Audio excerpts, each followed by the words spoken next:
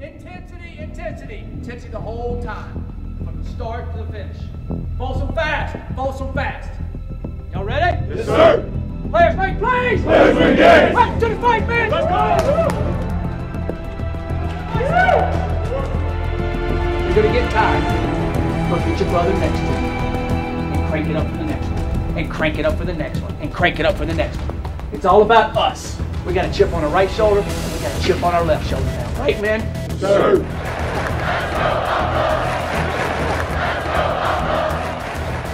Let's go! Come on, Lindsay! Oh, oh, oh.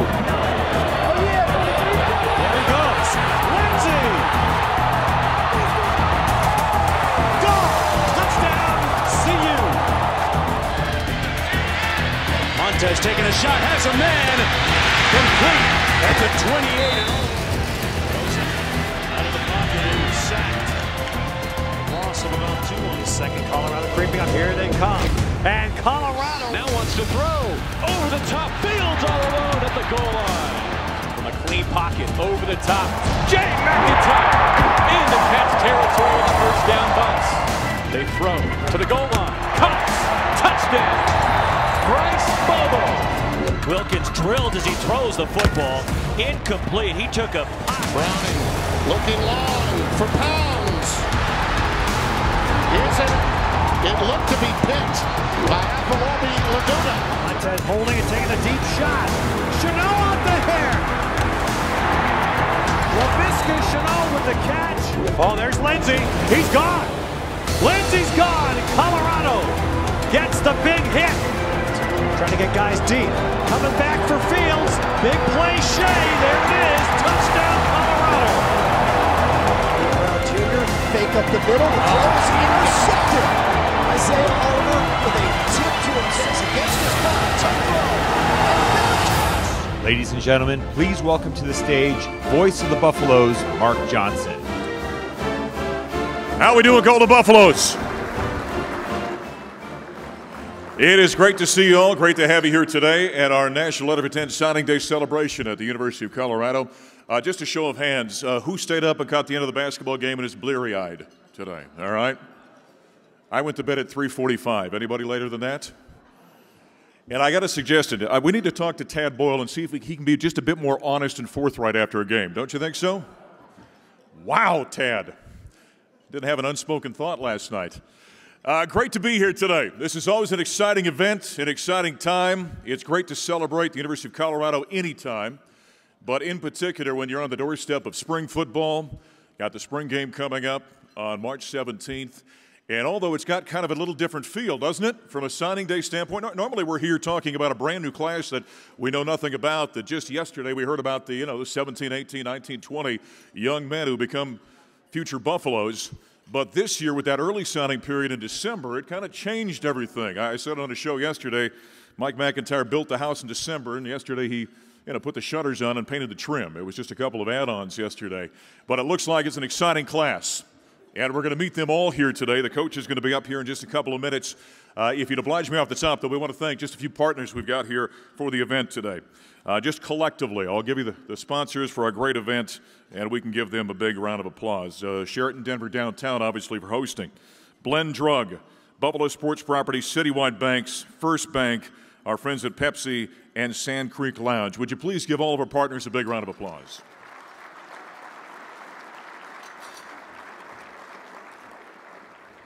I also would like to acknowledge just a couple of VIPs we've got here today. The Vice Chancellor of Advancement, Deb Coffin, is here today. Deb, thank you for being here.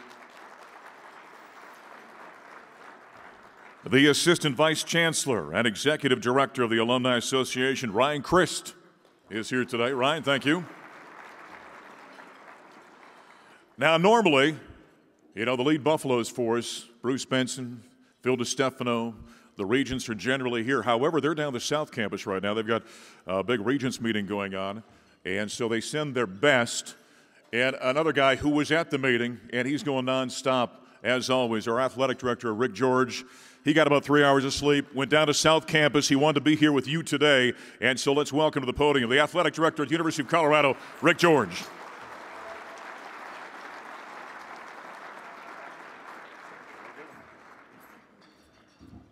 For those of you that raised your hand about being at that game last night, I don't know that I can raise mine. That was a long night, but a great night. You know, we needed that win, and you know, to put us even in the conference was really important for Tad. And as Tad always is, he was pretty honest after the game, and I think we'll be ready to go on Sunday against Stanford. But really just want to welcome everybody and thank you for being here. You know, as Mark said, it is a little bit different, you know, with an early signing date that, you know, we haven't had in college football, and now to have that early signing day in this. And but it's exciting nonetheless, and congratulations to Mike and his staff for the recruiting season that they had. Really excited about some of these players that are coming in and how they really fill some of our holes, and I know Mike's going to talk to you about that. What I wanted to do really quickly is just tell you that our other sports and our student athletes are doing great, and that was one of the messages that I gave to our regents this morning. Our student athletes are doing phenomenal. We finished the fall competitive season athletically in the Learfield Cup. We finished 6th after our fall sports, which is the best finish that we've had since 2007. Thank you.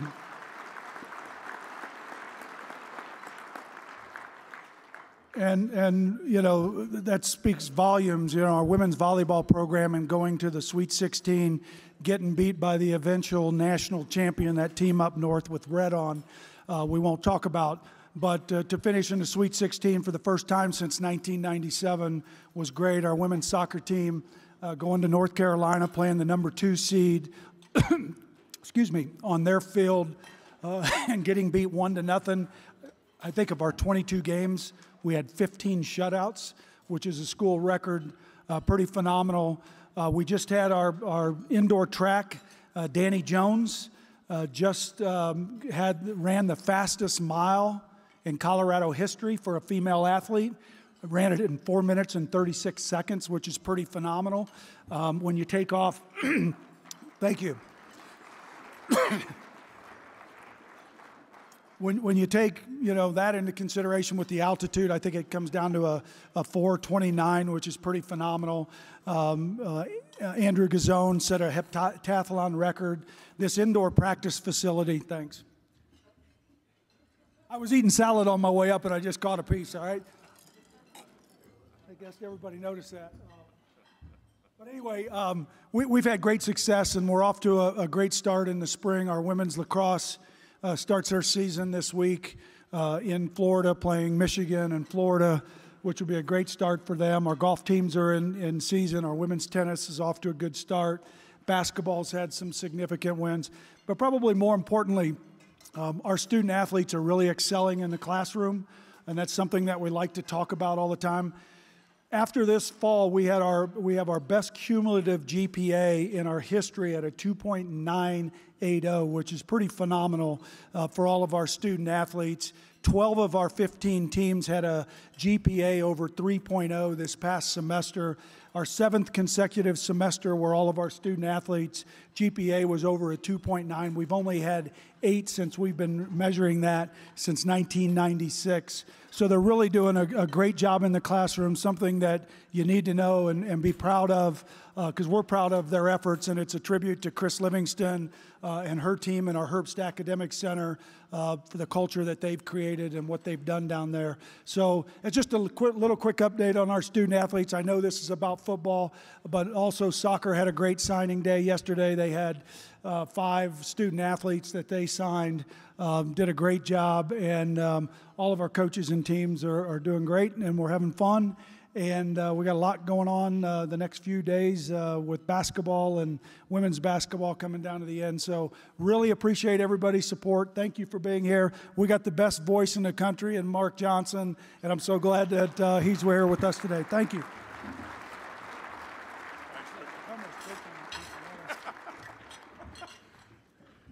You know what that is? That's the old football coach getting choked up over a nice signing class right there. What's that? You know, I called in reinforcements to help out today, but before we bring up my partner who's going to help us out here, real quick, I'd be totally remiss, and any University of Colorado event would be remiss, if we did acknowledge the fact that the greatest coach in the history of CU football, Bill McCartney, is here today. Coach, would you please stand up, just be recognized? Where are you at, Coach?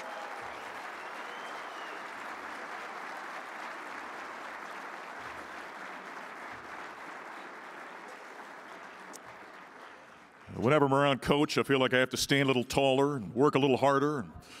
Greatest of all time. Yeah, I thought we'd call in some reinforcements today.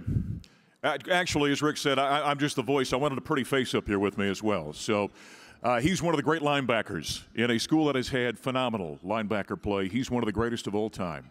He was a two-time Big 8 performer back in the day, second-team All-American, a big, of course, contributor for the 1990 National Championship team. Second-round draft pick in 1993 by the Pittsburgh Steelers, played 15 years in the NFL, had a phenomenal career, and now he just sits in front of a camera and looks good. And his wife has dressed him better than anybody. Let's welcome my friend Chad Brown.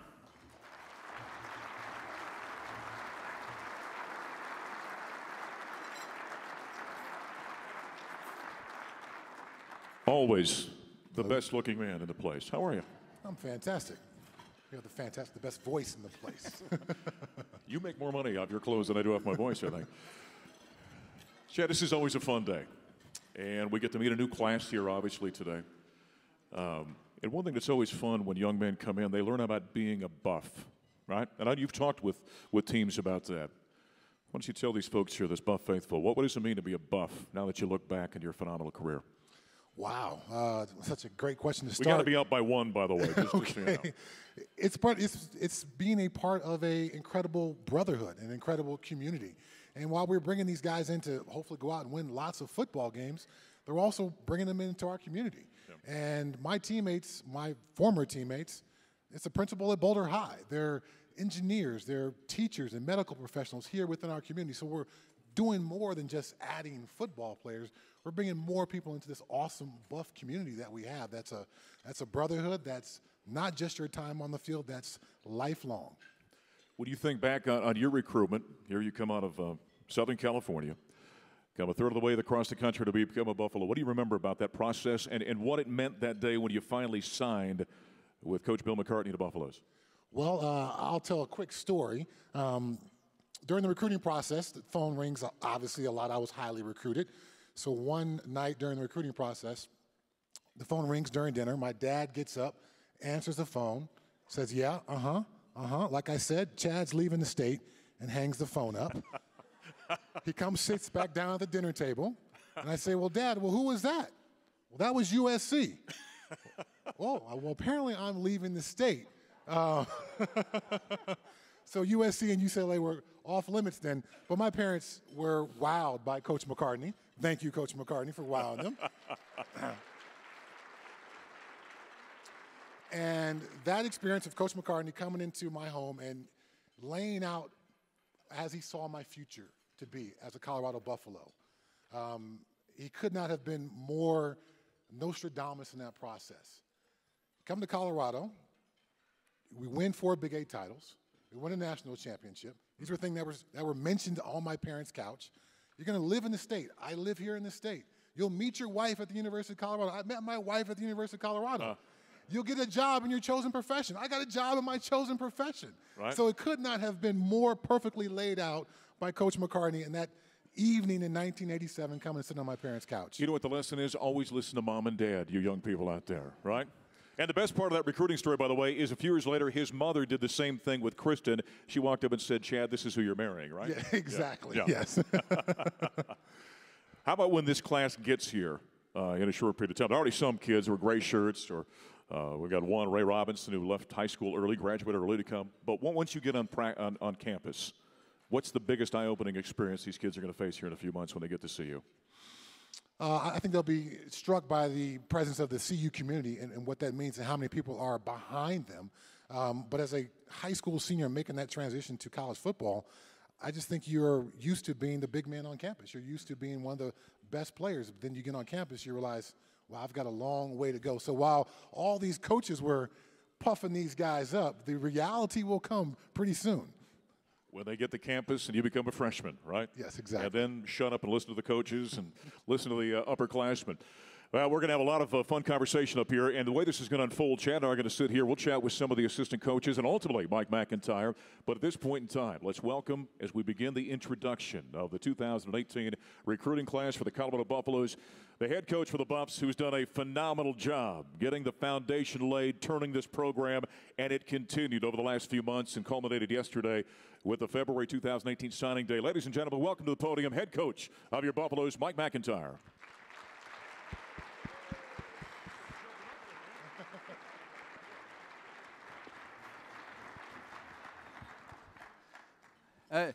We are excited.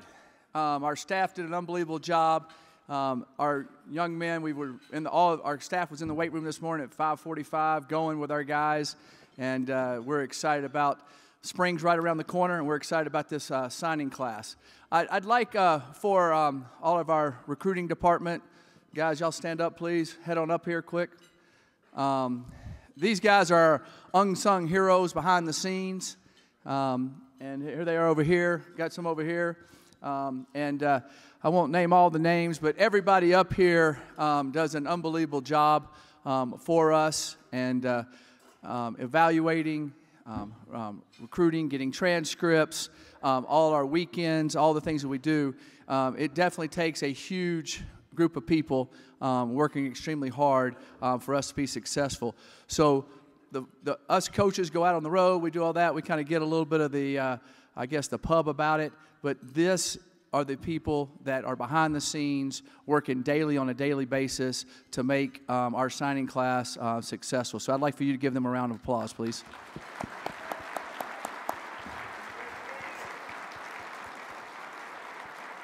All right, thank you, guys. All right, now we're going to roll the tape, correct? Check a few. I've had a really good relationship with Coach Shadon Brown ever since high school. He recruited me. I've seen him plenty of times my 12th grade year. We had a great relationship, and we've always kicked it off. What a big thing that really made me come here was just when I came on my visit, it's just I just knew off the snap, just the scenery, everything, and then plus Coach Mack's pedigree of coaching defensive backs in the NFL and how he's been a great teacher. I just wanted to learn from the best. I love the campus, I love the people, I love the facilities. I fell in love. I'm the type of player that's going to make plays, that's going to bring a new type of attitude to the team. Always going to keep a smile on my face. I'm going to bring people up, and I'm a team player. Fans can expect to see a very, very hard-working player, someone who always keeps a smile on their face and who always encourages other teammates and who puts the team first. It's not an individual sport. It's never been an individual sport, and it's a dream come true being here. But he's very athletic. He's what we say 4 for 3. He's from South Carolina originally. Out of high school, he wasn't as big as he was. He's gotten bigger. He's very athletic. He's already in school now. Has great range. He's an excellent safety with great ball skills. He'll hit you. He can run. He's also a very good punt returner and kick returner. I'm excited about him. Trayvon McMillan. Trayvon is a running back for us that came from Virginia Tech. This is a very interesting story. I get a phone call from Philip Lindsay. Hey, Coach, the tailback from Virginia Tech just called me asking about our program. He's going to be transferring. And he had watched all our games, saw what we did, saw how we played the running backs, and Philip said he told him a bunch of great things about us, and then he got a release, and the next thing you know, he's on our campus visiting, and we're really excited. He's 6 foot, a little over 6 foot, 210 pounds. He's been their leading rusher for the last 3 years. Well, this last year he was going into the bowl game and didn't play in the bowl game. He's an excellent player. He can do all 3 phases. He can catch, he can block, he can run. We're excited about having Trayvon. He graduates from their business school and be here in grad school this summer. Alex Changham is a young man that we've been recruiting for a while. From De Anza Junior College. This is an interesting story. His freshman year, he was playing receiver, and then he got a little bit bigger, and they moved him to outside linebacker.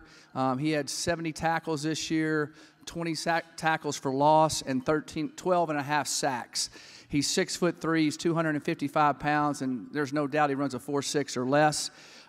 He's from Cameroon. We had pretty good success with another guy from Cameroon named Stefan Nimbot. So we're really excited about Alex and what he's done. He was an interesting story. Wasn't highly recruited, and then as this recruiting season wore on, he was really highly recruited. In the last week, he had one Pac-12 school and 2 other schools from other conferences and the power conferences calling and trying to get him to go visit there on the weekend.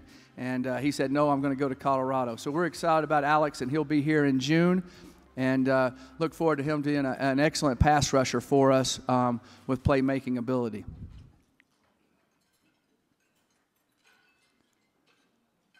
He has a brother that's playing soccer in Germany and another brother that's playing basketball in Germany. Jarek Broussard, really fast, quick, athletic tailback, also can play receiver, kick returner, punt returner, very explosive, very powerful. Played at Bishop Lynch High School in Texas. His high school coach is Fawcett, who played a long time in the NFL, played from Maryland.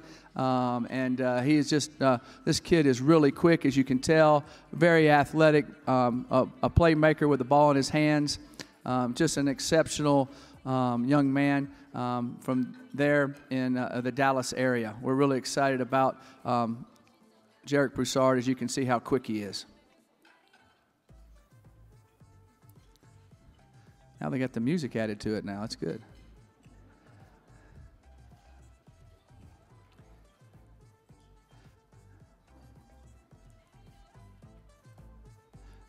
Jarek is a guy that you can hand the ball off to, move out of the backfield, line him up at the slot,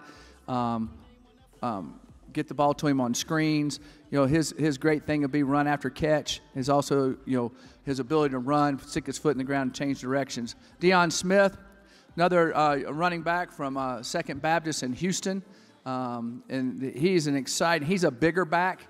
You know, he's over 6 foot tall. He's over 200 pounds. Very powerful, very fast, very explosive. We're excited about Deion, what he brings to the table for us. We had, you know, Woods, our quarterback a few years ago, is from there, and from Second Baptist, and he is excited, knows the young man, is excited about him also. We're really excited about what he does. The funny thing about Deion is, you know, he texts me all the time, hey, Coach, I'm ready this year. I'm ready this year. I'm ready this year. So we'll definitely give him opportunities to go get after it. As you can tell, you know, you can see his power, you can see his strength, you can see his burst, and he's a big young man that brings a lot to us. And the other thing that's really good about Deion is he has good hands too. You know, as much as we like to throw the ball to the back, out of the backfield on swing passes and all that, he has all that ability to catch the ball. Kanan Ray. Kanan is a great story. Kanan's a young man that a year ago we were recruiting, and he committed and signed with UCLA, and he was one of the highest guys on our board. And so they gray-shirted him after an injury he had. And so then when they had the coaching change, something went awry on that, and he decided not to go to UCLA and got a release and all that. And the first place he called was us. He said, y'all were the other school I wanted to go to, and I want to go to Colorado. And you know, Coach Bernardi did a great job recruiting him and knowing about him. And Coach Adams was all excited when we heard about him. He's a really good player. The other great thing about him, he's here in school now, and we're excited about what he's doing in our workouts and our spring, winter workouts. He's an exciting young man, and excited that he fell in love. It's funny, he really had never been to Colorado before, and he came on a quick visit for like 24 hours right before he said. But he had so many friends that came to school at Colorado from his high school, and they just all talked about how they loved it, and he loved you know, the program, and he just loved when he fell in love with the place, like everybody that's gone to Colorado has. But it was a lot of his students that he went to school with recruited him. It was pretty exceptional. Had a fun time chatting with him yesterday. We did a little segment during the recruitment coverage, the signing day coverage yesterday. He's an interesting young man. I don't think we need to introduce this guy over here, do we? Darian Hagan, quarterback here at Colorado Buffaloes. Coaching the running backs now, of course, for CU. You look at some pretty good raw material you're going to be working with there. What do you think? I have a man crush on all three of those dudes. How about when you think about losing a guy like Philip Lindsay, all right, you might be able to replace what he does physically. You might be able to replace, the numbers. you can't replace what he meant from an emotional standpoint, leadership standpoint. Obviously, been phenomenal. And I love the story that Coach Mack just told. Isn't it amazing? Phillips done with his eligibility here, but he's still producing for the Buffaloes, right? Ends up being a big part of the fact that McMillan shows up here. That's kind of a nice deal in a guy in your position. The fact you can lose a guy of Phillips' stature and yet bring a guy in that's got 2,200 yards and 15 touchdowns, right? And he can jump in and take the ball running. Yes, he won't replace Phillips' heart, Phillips' desire and dedication, but he'll bring a different dimension to our offense. You know, he's inside zone runner, that's pretty good. Outside zone runner is pretty good. Great hands. You know, I'm happy for him. I'm happy for us. You know, the kid's gonna be a natural leader, so he'll step in the room and kids will instantly respect him. I follow you on Twitter, and I've seen you on the recruiting trail this year, and there's always those pictures with the family after. And your belly looks a little bit bigger. I know part of the recruiting process is you got to eat some of that food. Right. You got any food stories for us? I have I do have some food stories. So Jarek Broussard, I'm recruiting him. I go to Dallas, and I walk in the house, and everyone's saying, "Hey, MD, MD." I'm like, MD, okay, I'm in Dallas. It must be Mr. Darian, they call him. Right? So I'm like, I sit by Jarek, I'm like, MD, what is that? He goes, Milk Dud. So everybody's laughing, we're having a good time, and the mom goes in, she goes, Coach, we made some chicken and some beans. You want something to eat? I'm like, just ate some Chick-fil-A, but yeah, I had some food. But you know, you can't deny, you know, when they offer you food, you can't say no. So I have put on about 15 pounds. He's showing up a little bit. Right? Chad said, let's ask him about that. And I said, no, you're the teammate. You ask him about the belly. I'm not. So are we supposed to call you Milk Dud now? Is that what you're saying or what? No. Oh, okay. All right. All right. So we see the young fellas that Coach Mack was just showing us on the screen here. Looks like a lot of exciting young talent. But truth be told, there's plenty of fellas left over that are coming back that can certainly do some damage for the Buffaloes as well. Talk a little bit about those guys. Well, Bo Bisharat is a big, powerful running back. He's going to do some really good things. He's added weight. He's added strength. So I'm really happy for him. Kyle Evans is back. He's 100%. Kyle is a change of pace guy. He's a difference maker. Donovan Lee is doing really, really well in the weight room, doing well in the classroom. So he's bought all in. He's taking on the leadership role for us right now. Alex Fontenot, he redshirted last year. Alex is a guy that, with his speed, he can change the game instantly. And I'm excited for him. I can't wait to get the spring ball. What changes offensively now? You got Coach Cheverini, Coach Adams. Those guys are leading your offense. You going to keep both of them in line, or how's that going to work out? Well, we have a great room, of coaches, great camaraderie. Coach Chev, he likes to sling it around, so I just hope he just gives it back, 12 carries a game, just keep him happy. Is that part of the room then? You got to go and campaign for your guys? Oh, you got to fight every day for your guys. Sure. If you don't fight for your guys, no one will. But no, we have fun in our room. Coach Cheverini and Coach Adams and Coach Roper and Coach Bernardi, and then all the GAs and the guys that's in the room. We have a good time. And the thing that I think make us really good in our offensive room is no one has soft skin. Okay. We all rib each other every day. And then if you can't rib each other and you have fun on a daily basis when you're there early in the morning and late at night, you're in the wrong business. So if one of them calls you Milk Dud, you're not going to get mad then? No, I'll just make up something. Think for a second. I don't need to tell you as CU fans, you just look at these two guys and think of the magical moments you witnessed with those two guys in the field, huh? Isn't that awesome? Darian, appreciate you being up here. Thank you. All right. Let's go. I just like the coaches. I think it's great coaches. I came on campus, love the campus, just love the whole atmosphere around here, and I just felt like home. Real nice view, campus is real nice. Walking around campus, just really enjoyed it, real cool, nice people, and just a great place to be. The facilities, that was a major factor also because everything's in one area. You don't have to go too far. You don't have to go down the street to go on the practice field, stuff like that. The practice field's right here. Then the weight room's right there. Then, you know, we eat, dine upstairs, so everything's real close and convenient.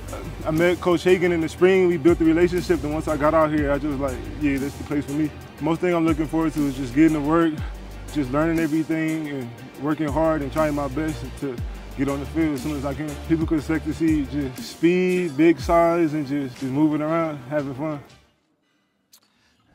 Darian Jones is a phenomenal athlete. He's big, athletic. You know, he's 6'6", he's 255 pounds, can really run. It's fun watching him work out. That's him taking off right there, out running the whole Mount Sac. Now, Mount Sac has speed on that field. They've always been known for that. He's done great in our winter workouts in the mornings. He's doing excellent in school. He's just doing really well. We're really excited about him. He is a big, athletic man. He can also block. He can run. He can catch. He's going to be a great target for us. You know, he was a really interesting deal. I remember Hagan was calling me on Thursday. It was Wednesday was the signing night on the 20th. He was calling me on Friday night before. They said, Coach, USC just offered him. They're trying to get him in there. UCLA just offered him. They're trying to get him in there. Notre Dame. It was just like bang, bang, bang.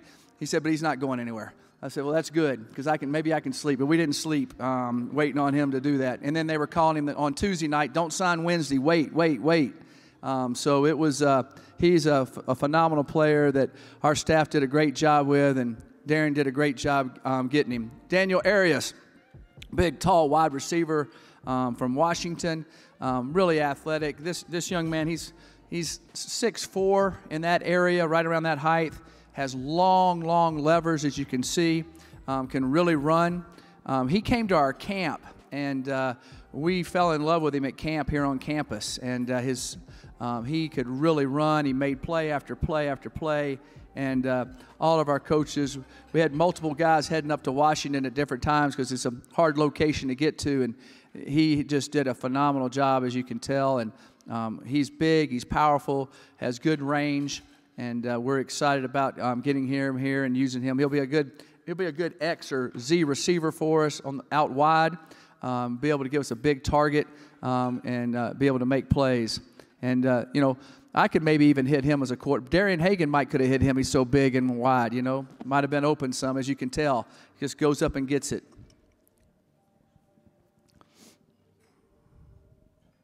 Playing a little DB there. I don't need to see that probably, Chev, do I? Okay. Looked like a good safety to me. Dimitri Stanley, young man out of Cherry Creek High School. His dad played here. We're really excited about Dimitri. Dimitri's one of those guys that I love. He's a multi-sport athlete, very bright, can play both sides of the football. He will, when he gets here, we're going to play him at receiver and at DB. He also returns kicks and punts, and we're going to look at him and see where the best place for him to fit. He might even play both ways a little bit. He has that ability. He has great ball skills. He has a great acceleration. And, you know, when I saw Dimitri as a young guy, I got to see him play basketball in person. It's hard for me to get out to the high school football games as much on Friday nights. The assistants are able to do that more. And I saw him play basketball as a junior and saw his athleticism. And then the next year, I saw him play basketball as a senior, and he had put on another 15 pounds, about 10 to 12 pounds of weight. Very explosive, very powerful. And as you can tell there, the way he can track the football, he can go get it. He's a long, be a long receiver or a long corner. Dylan Thomas, another young man that can fly. Another athletic, long guy, another guy that we saw at our camp in Redlands when we do our traveling camps. And he came to our camp at Redlands and put on a show there. And Coach Cheverini did a great job recruiting him. And it was a really neat young man. He transferred schools. There's a lot of that going on in California right now because they changed the transfer rules. And it's just chaos, to be honest with you. Kids can transfer and play immediately, and they're transferring every year. And so this young man had a situation where he transferred, and then he transferred back. and it was just, you know, he is a phenomenal kid, has great range, great athleticism, can really track a football, as you can tell. And we're really excited about his ability and range at our outside receiver spots. he'll be a great target for our receivers, for our quarterbacks. Good run after catch. Frank Phillip. This young man was an interesting story. First time we talked about Frank Phillip, I brought him up in a staff meeting, and Shadon Brown was recruiting him and did a phenomenal job. And Clayton Adams said, yeah, the kid called me on the phone, and the coach got him on the phone and talked to him. And he goes, do you want to come to Colorado? And the kid goes, nope, I'm either going to Rice or Baylor. I'm not going anywhere else. And so we just said, and Shadon just kept working him and working him and working him. And his mom and dad are engineers. His mom worked for Shuttle. She worked on the space shuttle. She was in the space shuttle program. She's phenomenal. And they decided to come out here. They convinced them to come out, and Clayton's all excited, of course, and Shadon, and they come out and they love it. And the mom calls me after the visit and goes, I probably shouldn't have brought him out here, because he didn't stop smiling from when he got off the plane till he got on the plane. He loved everything about it. He's 6'6". He's 280 pounds. And to me, he is an offensive lineman, which you don't hardly ever say this out of high school. To me, he could walk in and play for us day one. And he's extremely intelligent, and I know Clayton's excited about it, and we're going to try to accelerate him to do that. Joshua Gines is a young man that plays center at DeSoto High School, where we got KD and Visca from. This young man is an excellent center. He played center and guard. In Texas, especially these big 6A schools, you know, for you to start as a junior is a big deal a lot of times. And everybody says, well, you know, they got 40 seniors graduate in each class in high school. And he played as a sophomore, and then he started every game as a junior at center on the state championship team that went 16-0 in Texas. And so we knew about him then, and we kept recruiting him, and we were able to get him. We think he's going to be an excellent center for us. Really bright, really athletic at center. He is a big, wide body. You know, he weighs over 300 pounds now, and we're really excited about having another guy from DeSoto, Texas, on our staff, on our team. So here comes up Clayton and Chev. Y'all make sure y'all keep it down a little bit, all right? Yep. Be careful. Be Okay. careful. Let's welcome the co-offensive coordinators, Darren Chiaverini, Clayton Adams, to the stage now. All right. Well, it's not like you guys were strangers, but the roles have changed a little bit now recently, right? And so, you know, is it safe to say you're kind of like the odd couple, or how's this thing working out between you two? You know, what's good about, like, Coach Hagan kind of hit it on earlier is that we have a good room. Yeah. And we mess with each other every day. We have a lot of fun. We know we're going to work long hours. We know we're going to be there early and stay late. But the good thing about our relationship is that, obviously, being a former receiver, being a former offensive lineman, run game, pass game, being able to kind of sit down and go over, hey, protections, go over pass game concepts, schemes, and we're able to kind of get on the board and really help each other out, which is good. Sure. Especially for me, because I've always been a guy that's been looks at the pass game to open up the run game. Yeah. And Clayton's a really good guy to say, hey, Shea, let's do this, let's look at this, to help us move the football, get first down. So it's been, so far, a good mesh of just ideas. No, absolutely. I think it's been a great blend of ideas and personalities. We've already decided on game day that if there's something we can't agree on, then we're just going to call a timeout, and we're going to play rock, paper, scissors, and do it logically. And I think that we're really on the cutting edge of decision-making in that way. Mac just said over my shoulder, that's not going to happen. There will be none of that. So how will things on the field look different now that you're involved in the coordinating of the offense? You know, Clayton is a really good football coach, and I think him getting the title of co-coordinator, he's doing the same stuff he was doing last year and previous years. He does a great job of coming up with ideas during the week that really exploits defenses as far as run game goes. For me, as the play caller, my job is to call the game, make the best decision I think can get us, you know, first downs and score points. At the end of the day, working with Coach Lindgren, I loved it. We had a great relationship, and we still talk to this day. But we all know as football coaches, you get graded on two things. As a head coach, as wins and losses, and as coordinators, as an offensive coordinator, scoring points. Defensive coordinator, stopping them, right? So for me, philosophy-wise, I think people keep asking, well, Chev, what's it going to look like? What are you going to do? For me, I'm a big believer that you don't let the defense dictate what you run. You run what you want to run and make them respond to what you want to do.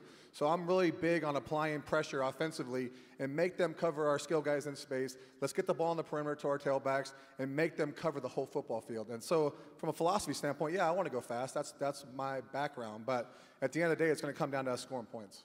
Clayton, I know that we saw a couple of the young fellas you got coming in, impressive looking, Frank Phillip, Josh Gines. I know you and I talked enough throughout the season.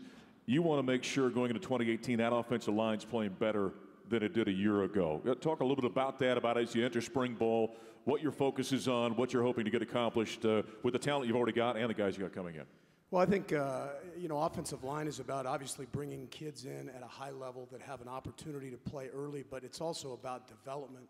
And so one of the things that gets said over and over is, you got to bring guys in, you got to put them in the slow cooker, and they've got to develop, and they've got to get stronger. We want to bring in guys that are stronger. We want to bring in guys that are bigger. We want to bring in guys that are more explosive. And in terms of the slow cooker, I mean, this spring, those guys are going to be in the deep fryer, and we're going to try to develop them as fast as we can. And I think that there's an unbelievable mentality in that room right now as it pertains to hard work and just being pushed. There's not as many guys that feel like they've arrived. I don't know that anybody feels that way, and I think that's the way it has to be in that room. When the head coach says this guy shows up day one ready, talking about Frank Phillips, does that put you in the deep fryer as a coach? We're always in the deep fryer, man. No, I think when it comes to offensive linemen playing early, it's tough to say. But what you look for in guys that are going to be able to do that is you look for physical and mental maturity. And that's what this guy has, and he's got the tools. He's a tall guy. He's gained 40 pounds over the last year. He's very intelligent. He's very bright. He's very well thought out, and that's probably part of the reason that initially he was like, yeah, Colorado, I'm not going there. And so I think that it was also the reason that late in the recruiting process we were able to kind of hold off some schools that were trying to dive in on him. Is he's well thought out. He knows what he wants. He's very intelligent, physically and mentally mature guy. Boy, the video we saw there of the wide receivers, looks like, Chev, you're going to have some pretty impressive young men coming to campus. And it was good to have the Dimitri Stanley cheering section over here, by the way, when Mac was going down the video there. But you look at what's coming back. I mean, you got Kabion Ento, you got Juwan Winfrey, Laviska Shenault, Jay McIntyre, K.D. Nixon. You've got some talented guys, lost some talented guys, but you're going to have a pretty crowded room. Yeah, we've done a good job the last couple of years of definitely increasing the talent level in that room. And that's as a coach, that's kind of how you get graded, right? Does your room look better when you're there in a couple of years? So, guys like Kabion Ento was probably one of our better receivers last year in fall camp and in spring football. And we had to make a tough decision to redshirt that kid because we had 3 returning seniors. We had Jay coming back who had a really good year before. And we needed to get those, Jay, Shea, Devin, and Bobo needed to be on the field. And so it wasn't fair to Kabion to give him 10 to 15 snaps a game, have him catch, 5 or 6 balls, in a 3 or 4 game stretch.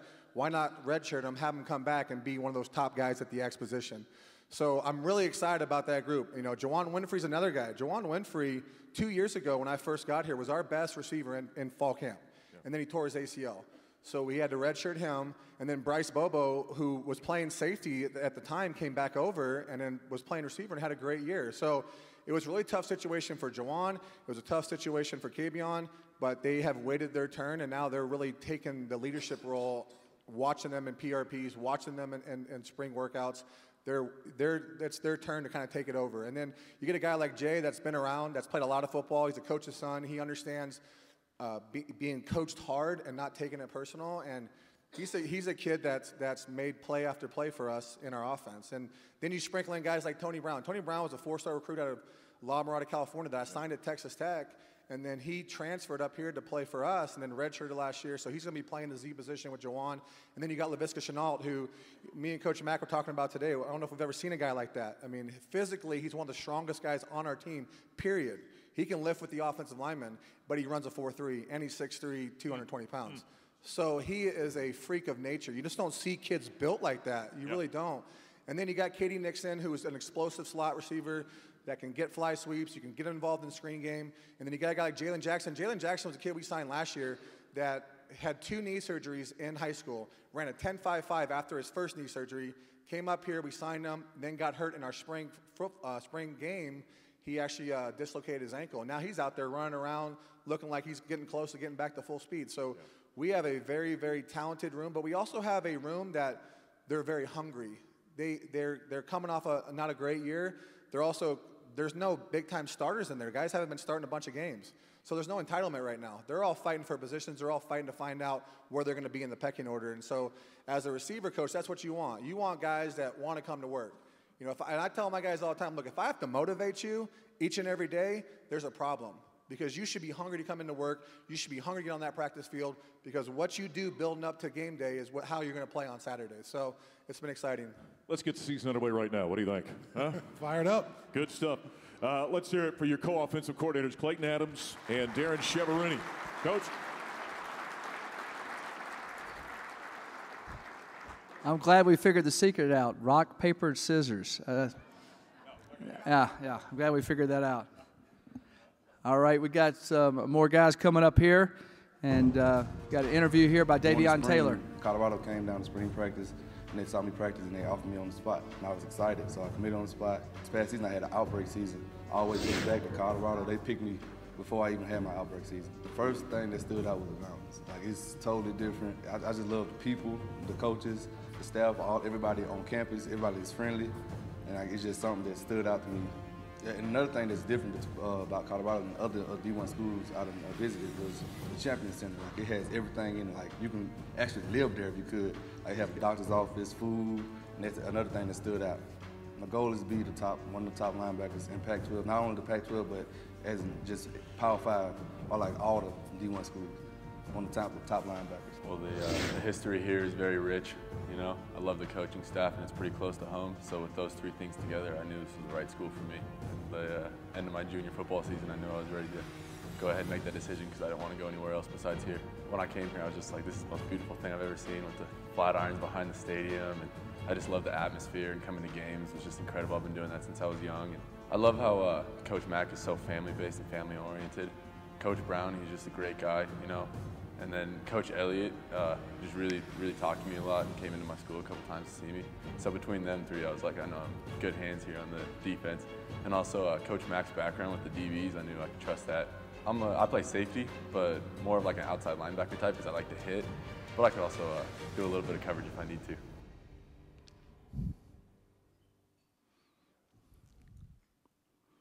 Davion Taylor, going to show a highlight here of him as it goes. Davion, Ross Ells did an unbelievable job recruiting Davion, and he calls me and he goes, hey, I got a linebacker. I said, all right, tell me about him. Is this Davion here? Is this, okay, they must have skipped over Davion. This is Ray Robinson. Ray, we love Ray. We've loved Ray for a long time. And he had we loved him as a sophomore. I saw him on film as a sophomore. We offered him then. He's big, he's athletic, really excellent player. And he tore his knee up July before his senior year in high school and wasn't able to play. So it was really disastrous. But 2 months before that, he ran in the state meet.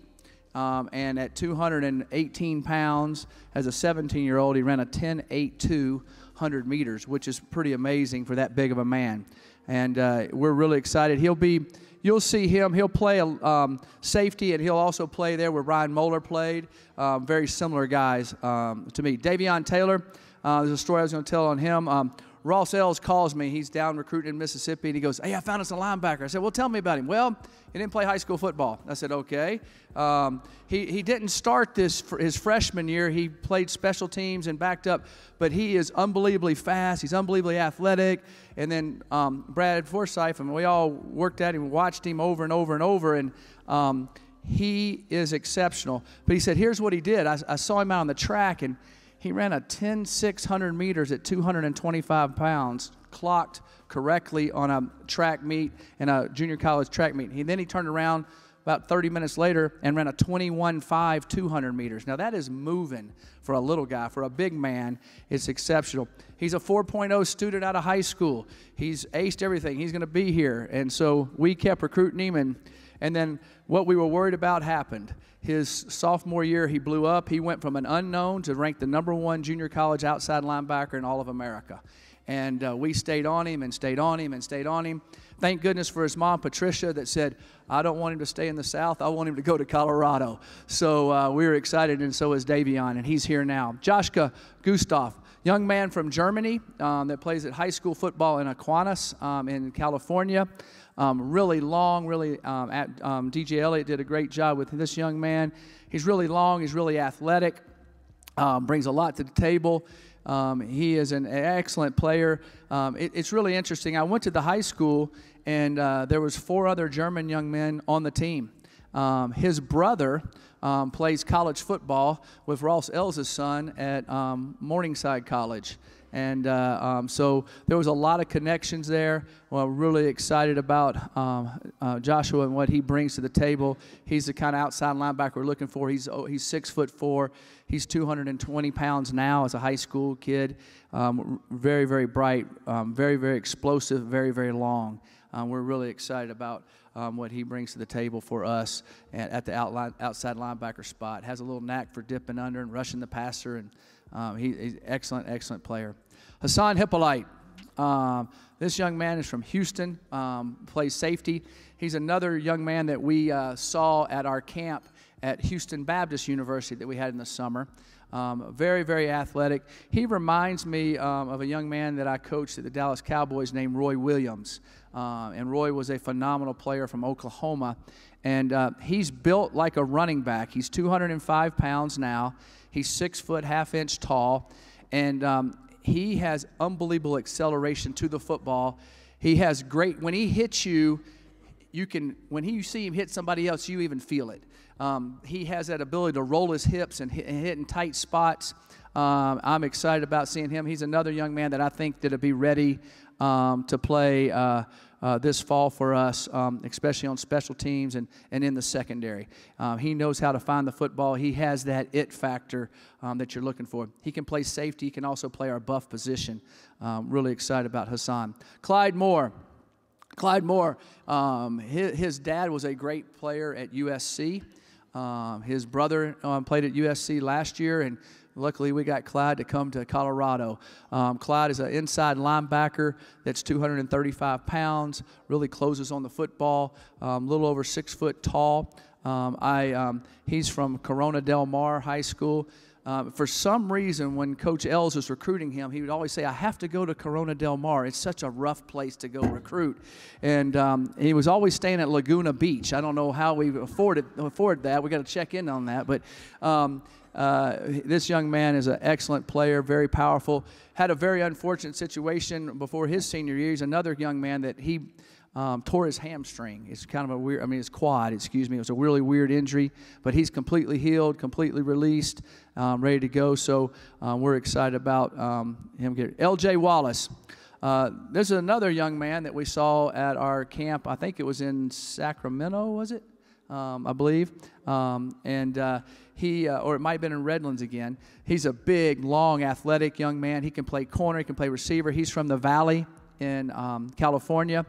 I really love this guy's stature. I love his ability. He's a corner that's over 6'2". He'll kind of look like Akello Witherspoon did, except he's already thicker than Akello was. He'll hit you. He's excellent. He's in track. He ran like a 10.75, 100 meters last year. He's very powerful. He's very long. He's not going to play receiver. I promise you that. He's going to play corner, and he can go. He can track a football. And he brings he's a physical corner for that size also, and I'm excited about what he'll do for us.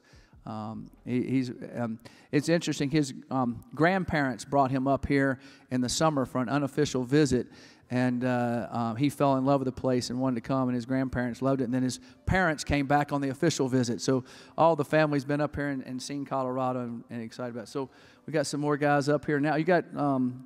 Oh, well, no. Don't ask Ross Ells many questions. It'll be a little bit of a problem. So we're going to ask about that recruiting travel that Mac was just referencing a moment ago.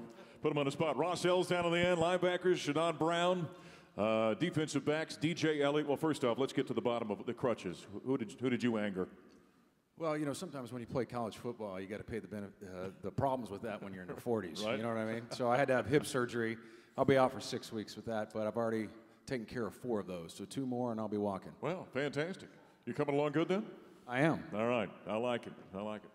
Second year as defensive coordinator, what did you learn about this Pac-12 and all these spread offenses last year? Well, one thing I was impressed with this past season was the great quarterbacks.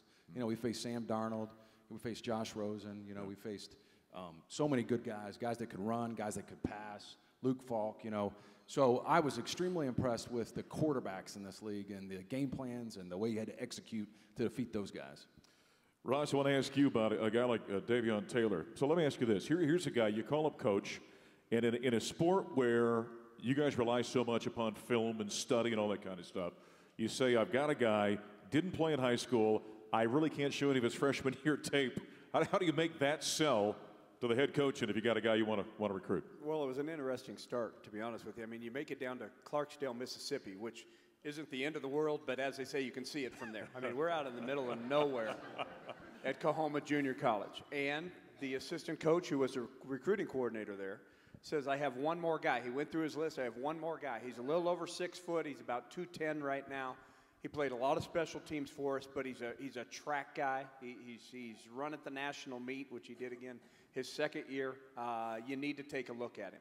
And, you know, you take a look at the kid, and again, Brad and the recruiting staff did a great job. But that was a group effort recruiting.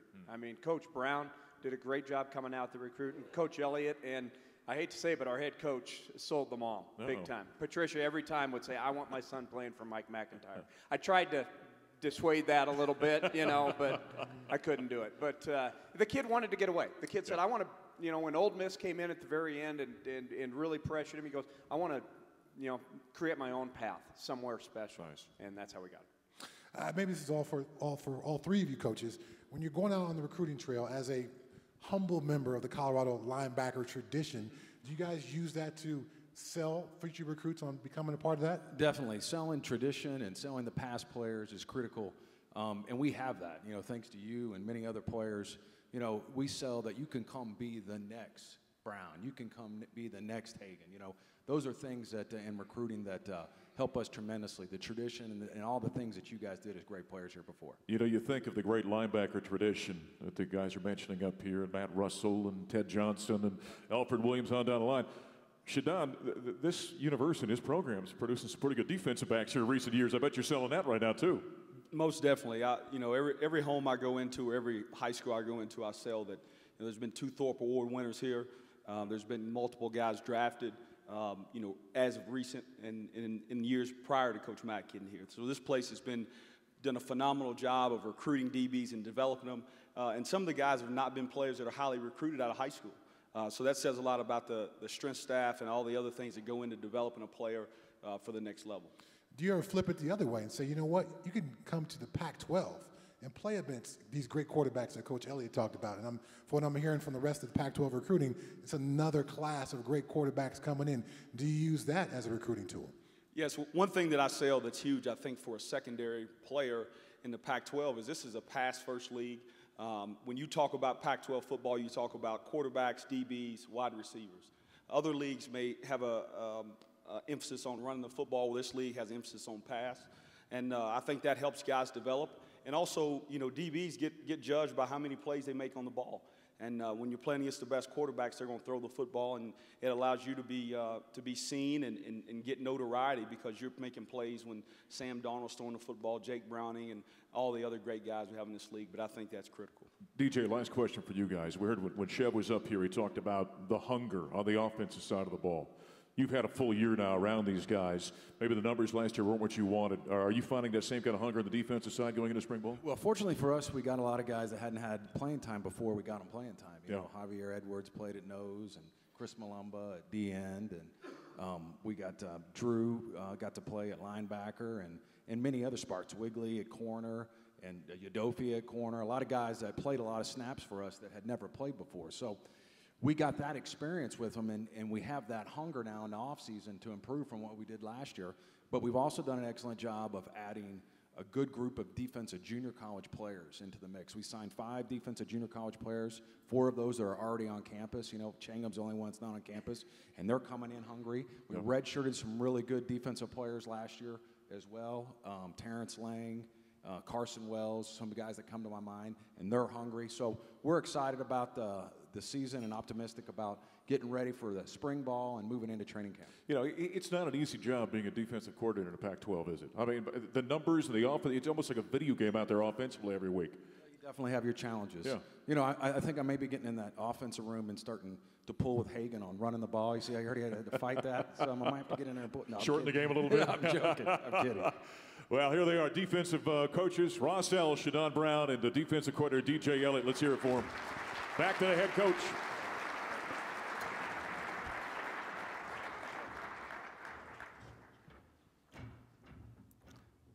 Got a couple other interviews here.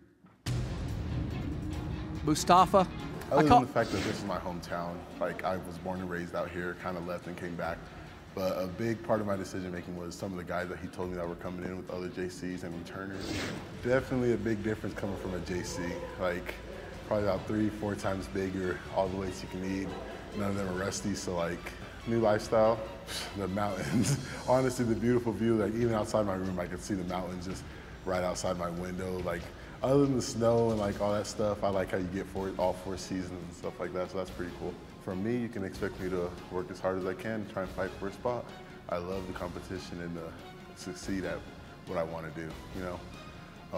I enjoy hitting people. That's always a fun pleasure about it, and I enjoy the brotherhood that you build when you're with all these different guys and the new surroundings and things like that. The reason I chose Colorado, I felt at home here, like me being back at home with my mom and them, cause I trust the coaching staff. I felt comfortable here, so I picked here. Me coming from a small school in Louisiana, then went to Kansas and JUCO, I was amazed because we never had no facilities like this. So nice indoor, nice weight room, nice field, nice people, so I really love it. Hard-working player, gonna give 110% every day, a positive person, motivated person, and just trying to win games and do my best every time.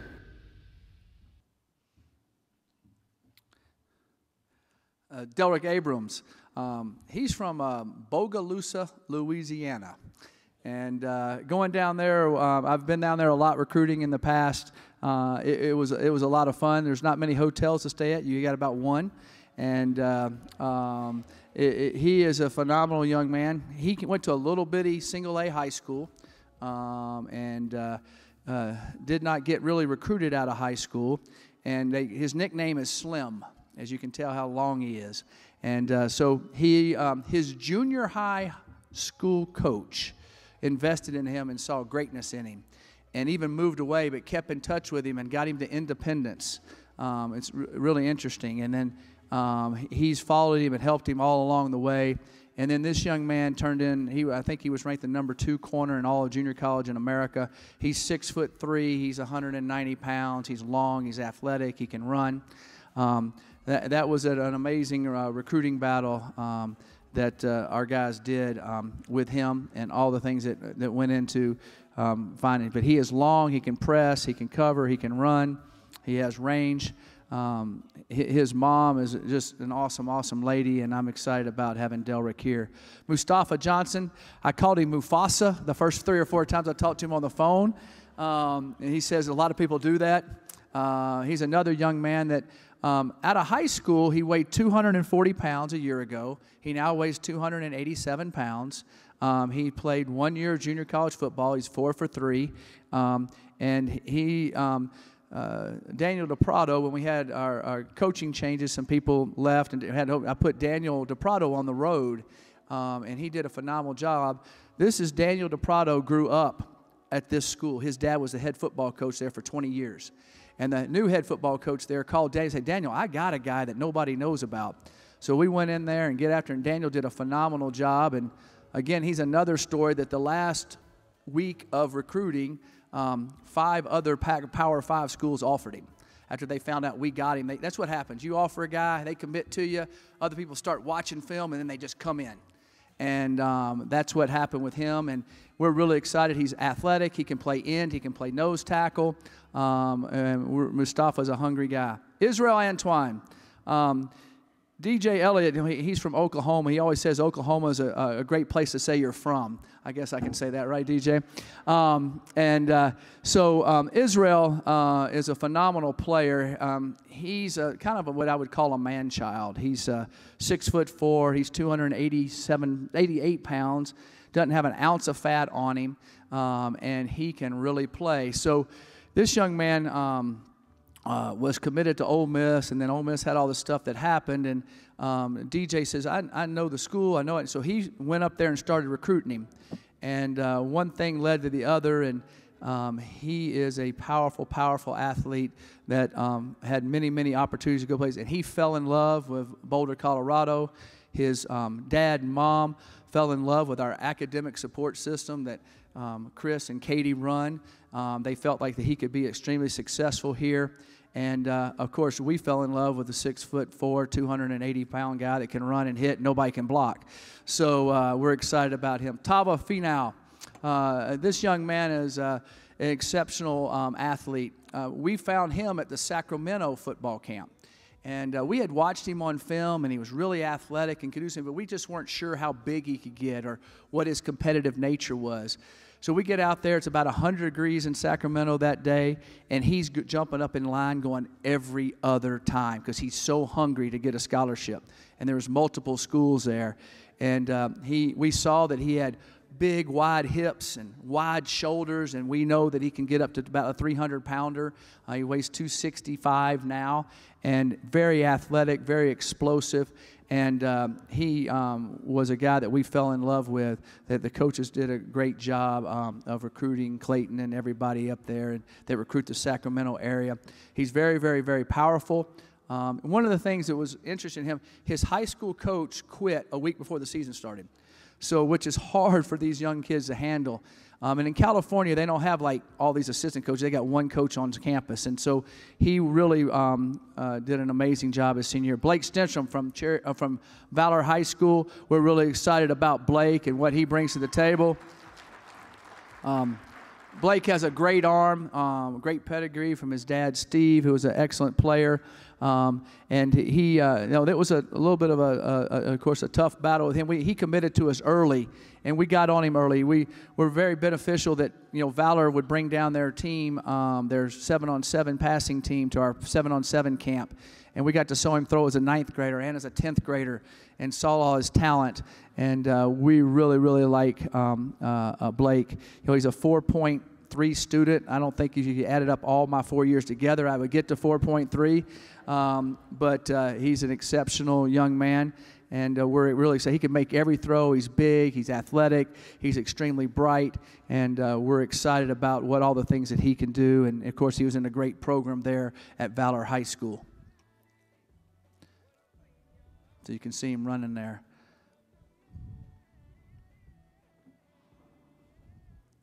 So now we got all the new guys. We got the newbies. Now be nice to them now. Yeah. Be nice to them, all right? All right. We're going to slowly work him into the mix. Although, actually, we don't have to do that. He's kind of a vet when you think about it. We got Quan Drake. He's the newest coach on the staff.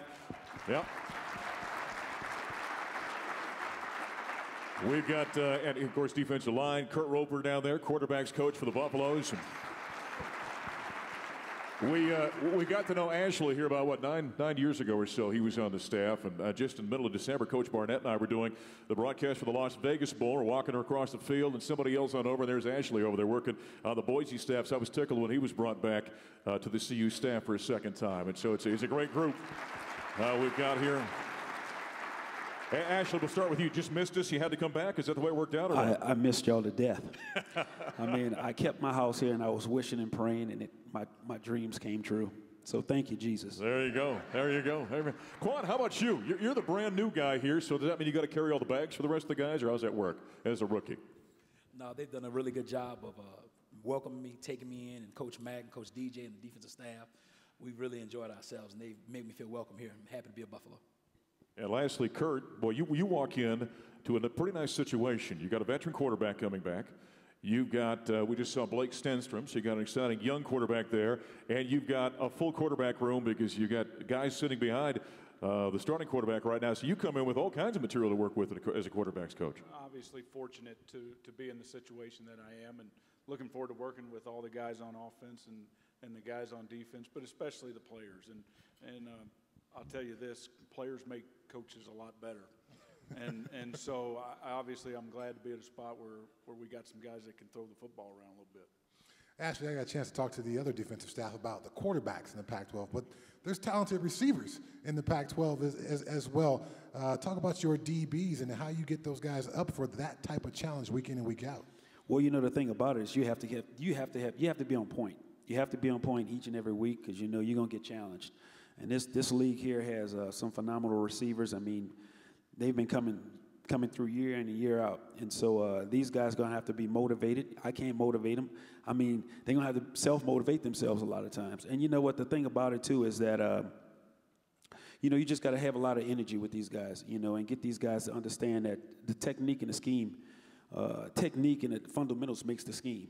So I love working technique with the guys in fundamentals and getting these guys to adapt to the way I do things and also getting some help from Coach Mack because I want to pick his brain on a lot of things because he's a phenomenal DB coach as well. So I'm excited about it, and these guys are going to be ready to go. Kurt, I want to ask you, you've got it, and when Mack hired you, we talked extensively about the quarterbacks you've coached, Eli Manning, of course, and going on and on and on. Over the years, as you've worked with quarterbacks, what's the key to helping a young man who's got physical talent but develop and be able to understand the game and think the game and become a great quarterback? Well, I think first and foremost that it has to be really, really important to him. And when you start recruiting guys and talking to potential quarterbacks, the thing that I like to find out is if they truly believe in the lifestyle or if they like just playing the position and what the position can do for them. I want somebody that's totally invested in being a quarterback. I want the quarterback that's sitting in calculus class thinking about football is what I want. And I think if we get that kind of guy, but still get good grades, of course. Yes. Good grades. Yes. From a defensive line perspective, so much of the Pac-12 is a passing conference. But then you got Stanford, who is going to go with 8 offensive linemen on the field at a time. How do you coach those guys up to make that flip from pass rushers to run defenders? Well, everybody knows the first part about defense is you got to have to stop the run. And that's the number one thing that we talk about. We were in meetings this week, and Coach Elliott, you know, he made all of us get up and go through everything and understand, hey, look, Drake, defensive line's on you now. We're expecting big things, so I'm feeling the pressure. I bet you. It looks like you got some pretty good raw material, though, we've been seeing on the screen there a while ago, right? They did a great job recruiting these guys. I'm really, really excited. I expect big things out of this group. Yeah. Kurt, well, you've been an offensive coordinator in your career, and here we got a circumstance. We got Sheb and Clayton. They're the co-coordinators. So as a quarterback's coach then, working with the guys, obviously, but how do you see your role then on the offensive side of things when game plans are being put in? I imagine you're in there, you know, campaigning for your fellas a little bit in terms of what they like to run, correct? Or how's that going to work out? Sure. You know, my job is to obviously prepare the quarterbacks to go win a game on Saturday, and that's really what it gets down to. And we'll all be in there sharing ideas and putting the plan together, but there comes a point where there's too many ideas.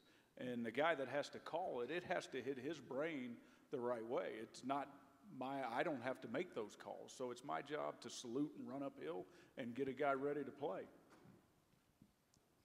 Let's hear it for the brand new coaches for the Buffaloes. Fellas, thank you.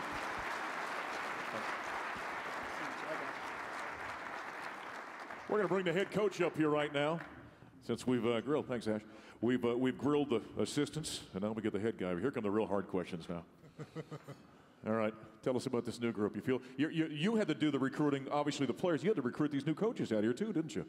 Yeah, it's kind of always like that in college football. And you know, as when you're a head coach, you have to wear multiple hats all the time, and that's part of it. And I'm really excited about the 3 men that are joining us, and I really like their attitudes. I like the way they fit in with the staff. I like the type of people they are, and then I really love their knowledge and what they're going to bring to our program. The early signing period, now as you've been through it once, what do you think about this process? I personally like it. I'm campaigning hard to have a July signing date and then have one in February, kind of like they do in basketball, one in November and one in April. You know, now that the NCAA has allowed us to have official visits in April, May, and June, I believe if a kid's made up his mind, he's committed, we'll have about 12 to 15 kids probably committed by then. I'd like them to be able to go ahead and sign. They can enjoy their senior year. Their high school coaches will be easier on all those guys, flying different places, doing all that type of thing. And it also helps around bowl season because, we plan on being in a bowl. Unfortunately, we weren't this year, but when you get in the bowl season and then you're signing on December 20th and you're practicing and you're flying, and it's really hectic. So I think there'll be more and more people want to move it to July. And then when you don't get what you want then you've got all season to look and have a signing date in February. Mac, it's been impressive each of the last number of years looking at the classes you've been stacking on one another. And we've seen some great players. There have been plenty of guys drafted out of there. Obviously, when you go out, it's easy to see the measurables. He's 6'4", he's 285 pounds, or he runs this, or he can do that. What's the intangible you're looking for beyond what you see when you're recruiting a young man? A prime example, intangible, is Philip Lindsay. I think everybody can see that intangible. When you get young men, you want young men. The whole deal with moving up the ladder, so to speak, in football and moving up the ladder, so to speak, in business is, will you compete? You have to compete every day. And you're going to face good talent in business. You're going to face good talent you're going up against, and companies you're trying to beat, and people you're going to get. And then also in athletics, your competition. So when you walk on our campus, our competition's ratcheted up. Now all of a sudden, everybody's Chad Brown on the team. The tailback is just as fast or faster than Chad. In high school, he probably was faster than most all of them. Yeah. So now he's got to keep pushing. He's got to keep competing. He's got to keep every day. We have a slogan we use all the time. You're either getting better, you're getting worse. Nothing stays the same. I wish that was my slogan. I stole it from Coach Cutcliffe. But it's definitely the truth. Yeah. And so the competitive nature of the people we're trying to recruit. And our guys, we had recruiting meetings this morning talking about the 2019 class. And we were talking about how much does he like football, what type of kid is he, how competition level. And so that's the competition level is the key, how much they want to compete. There's a blast from the past on the schedule this year.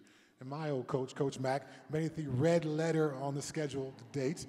Coaches weren't allowed to drive red cars. Players weren't allowed to wear red in the building. Yep. Now, obviously, these kids coming in, they're Pac-12 kids. They're not familiar with the old Big 8 rivalries. But what does that mean to you as the Colorado coach playing an old rival like Nebraska? It's going to be exciting, and our kids have already been hearing about it. But we're not really thinking about them at all. We're thinking about the first day of spring practice and getting better. It's going to be unique. We're going to have 2 big rivalry games back to back. So we've got to make sure our kids are emotionally ready for all of that and how it's going to happen. Considering what the season was a year ago, Mac, what's the message to your guys when they step on the field for practice the first day of spring ball on February 23rd and kind of that mindset you're trying to get them in? Well, I've seen an excellent mindset in the workouts. I've seen a fire with them. And last year, they were ready to go and, had some things happen, and we lost some close games at the end there. I think that, our situation is these kids understand now everything matters all the time. And, we're trying to build the culture back that we're always winning, 10 games a year or plus. Yep. And to do that, it's always going to happen every day. And, I think that last year that some of them thought, maybe some of the young guys coming in said, well, it's just going to happen. It happened for me in high school where they didn't have that, that type of fire. But I see the fire within all of them. And the cool thing is I see how they're pushing each other constantly. And I see a good camaraderie. Well, one thing you talk about a lot is leadership on a team. And when you think about it, gang, when you think about Colorado football here in recent years, you've had one of the great leaders in the history of CU football in Seth Olufau, followed by another great leader in Philip Lindsay. You just don't go out and replace that. Just say, okay, it's your turn now. That's going to develop, doesn't it? Are you seeing some of that from a group of guys, maybe one guy in this team? I do. I see it from a lot of guys. I see it from there's a young man on our offensive line named Josh Kaiser who's played on and off, started on a phenomenal leader. Watching him lead these guys, watching him go over, encouraging other guys, watching him in drills, run his drill, and then go over and make sure the other guy's running his drill right. You just don't see that, especially from a big lineman. I see it from Stephen Montez and his attitude. I see it from Evan Worthington and Rick Gamboa and Nick Fisher. So I'm seeing it over and over and over, and it's exciting. I'm seeing it from Jay McIntyre and Jawan Winfrey. And so you just keep seeing it, more and more guys stepping up. And I think that some of them, Phillip and all those guys were awesome, but I think sometimes they might have just relied on Phillip. Sure. You know, sometimes you're that demonstrative a guy, and he wasn't trying to be. But now they're all stepping up and doing their pieces, and that's exciting to see. Well, it's an exciting class, don't you think? Oh, absolutely. Now that you've signed this impressive, exciting class, what do you want the fans to know and the Buff faithful about this 2018 Colorado Buffaloes team? Well, we're excited about, we start spring practice on February 23rd. I have the spring game on March 17th. Want everybody to be there, come out and see these guys and how hard they're working and where we're headed. And then also, you know, season tickets right around the corner. We play 7 games that are considered home games this year, so that's exciting. I always like it when we have 5 Pac-12 games at home, and that's important to us, and we need all your support, and we appreciate it, and these young men are excited about having a great year, and I'm excited about coaching them. Coach, congratulations. Looks to be a great recruiting class. Thank you very much. That is head coach Mike McIntyre. He put the call out there a moment ago. The ticket office is sitting out here. If you want to get yourself ready for 2018, hey, how about a round of applause for Buff's great Chad Brown joining us today, too? Wasn't that awesome? Guys, don't forget that spring showcase, the spring game coming up on March 17th at Folsom Field. Get on out there on Sunday. Help Tad Bull and those Buffaloes get that victory over Stanford, 2 o'clock at the Coors Event Center. God bless you guys. Thanks for coming out today. Go Buffs.